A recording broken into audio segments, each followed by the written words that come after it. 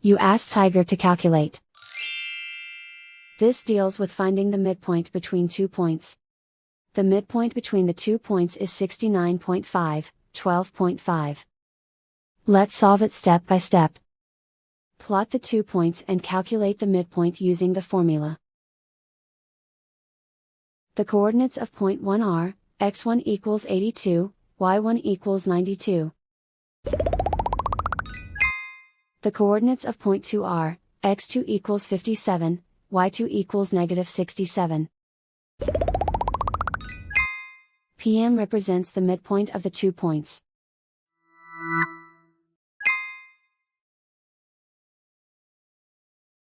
Use the x values in the midpoint formula to find the midpoints x.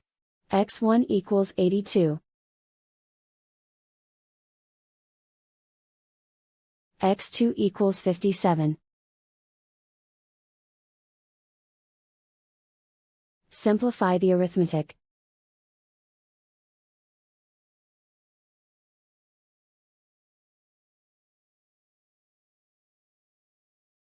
Use the y values in the midpoint formula to find the midpoints y. y1 equals 92. y2 equals negative 67. Simplify the arithmetic.